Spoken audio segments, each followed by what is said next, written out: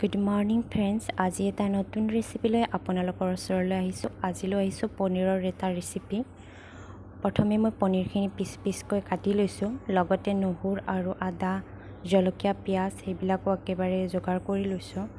ইপিনে আলুও বইল কৰি লৈছোঁ আৰু ইপিনে কেৰাহীটো মই গৰম হ'বলৈ দিছোঁ। কেৰাহীটো গৰম হোৱাৰ পাছত মই তাত মিঠাতেল দিছোঁ।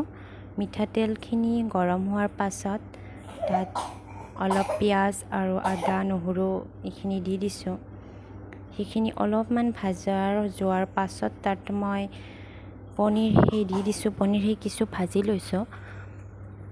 পনীৰ ভাজা হোৱাৰ পাছত এখন বাচনত কাঢ়ি লৈছোঁ আৰু এইখিনিত মই অকণমান চচ দি দিছোঁ। চচ এইকাৰণে দিছোঁ যে অলপ মিঠা টাইপ, অলপ টেঙা টাইপ হয়, সেই চচ দিছোঁ। আলুখিনি অলপ পিটিকি লৈ তাত দি দিছোঁ আৰু ভাজি লৈছোঁ অলপমান।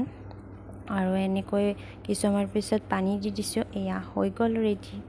আপোনালোকেও বনাবচোন। কেনেকুৱা হৈছে, খাবলৈ কিন্তু বেষ্ট হৈছে আৰু কালাৰটোও বহুত ধুনীয়া হৈছে। বনাব, ঘৰত বনাইছে।